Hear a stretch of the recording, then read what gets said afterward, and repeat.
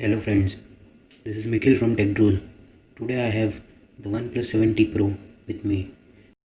The next series of OnePlus lineup, which consists of two products, the OnePlus 8 and the OnePlus 8 Pro, which were launched on 14th April 2020. It will be available for sale on 29th May. So should you upgrade your OnePlus device is the main question here. Let's see.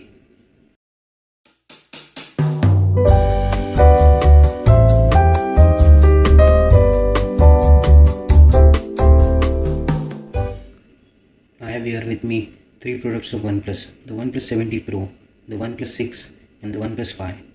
The OnePlus 5 was released in 2017 having form factor of 73% screen to body ratio, that is 5.5 inch of screen size. The size of the phone is 6.07 inches and the width is 2.92 inches with a thickness of 0.29 inches. Even the weight of this phone is 153 grams, which is 50 grams less than the current OnePlus 7T Pro, which weighs at 206 grams. This phone also has the headphone jack, which was continued in OnePlus 6 model but not in the latest series.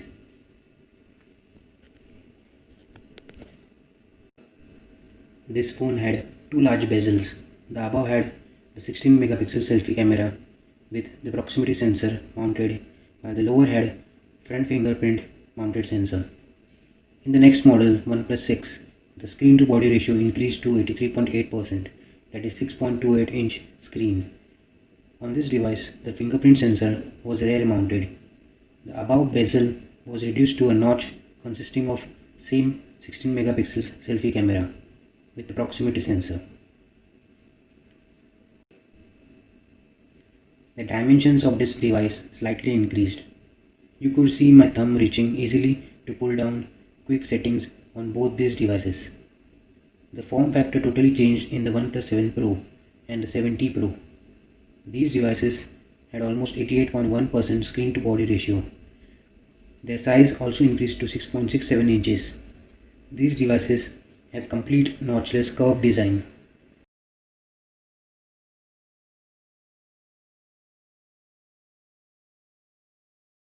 The 16 megapixel pop-up motorized camera was introduced here. The fingerprint sensor is in display here, but the OnePlus 8 size reduces to 6.55 inches, whereas the 8 Pro has size up to 6.78 inches. These devices, the pop-up selfie camera is replaced by a punch-hole 16 megapixel front camera, which is placed on the top left side here. The headphone jack is again removed in these devices.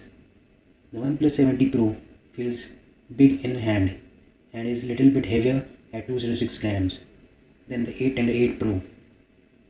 Also, you can see it's difficult to pull down the quick settings tab using my thumb. There's a swipe up option introduced in OnePlus 7 and the 7T Pro, but I feel this is more convenient. Similar features are continued in OnePlus 8 series. The processor can be seen gradually increasing from Snapdragon 835 in the OnePlus 5, Snapdragon 845 in OnePlus 6, and Snapdragon 855 Plus in the OnePlus 7T Pro. The powerful processor Snapdragon 865 in OnePlus 8 series. I have used all these devices but never felt any lag using these devices. The RAM increased in the OnePlus 7 Pro and 7T Pro, having an option of 8 or 12 GB, which is also continued in the OnePlus 8 series. The storage also had an option of 56 GB with 128 GB in the 7 series, which is continued in the 8 series as well. The rear camera segment had a big transition from the older devices. The OnePlus 5 having the 16 megapixel wide angle and 20 megapixel telephoto dual cameras. Same module was continued in the OnePlus 6 model, which had both wide angle dual cameras. The 7 series model had a triple setup introduced with 48 megapixel main wide angle camera, 8 megapixel telephoto and 16 megapixel ultra wide. In the 8 series, there is a slight change in the aperture. Here there are 4 cameras introduced. Main is the 48 megapixel wide Second is the 8 megapixel telephoto. Third is the 48 megapixel ultra wide and a 5 megapixel depth camera.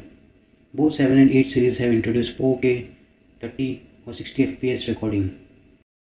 They also have the latest Bluetooth driver 5.0 and 5.1 with 7 and 8 series respectively.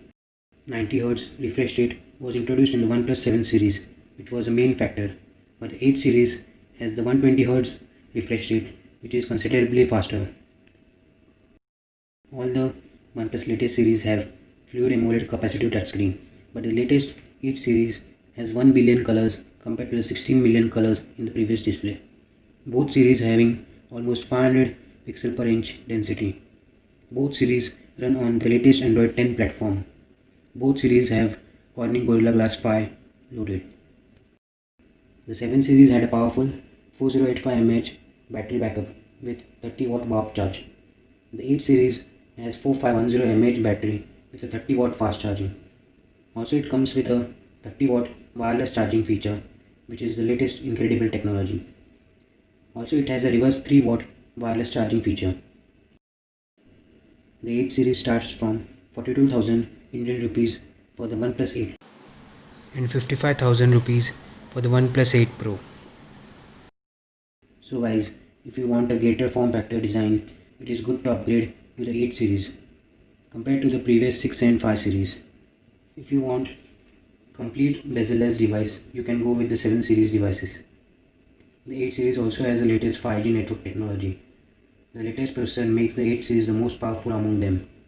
But don't ignore the 70 Pro, which also has an incredible processing power. Camera has been tweaked in the 8 series with an addition of 5 megapixel depth sensor. GPU has been increased to Adreno 650, which can handle immense graphics. Battery has always been the best in the OnePlus devices. No doubt 8 series has the biggest battery backup with great charging features. Note that OnePlus 5 still can handle bigger apps. Cost factor wise, OnePlus has been increasing their costs for every new series. Hence, what I think is if you want a great processor, great camera and good battery backup, you can upgrade your 5 series or 6 series models. 7 series has been still leading the race, hence percentage of upgrading is less. There are many other brands available for a smaller, handy form factor. Hence, research and choose wisely depending on your budget. Kindly let me know what you think in the comments down below.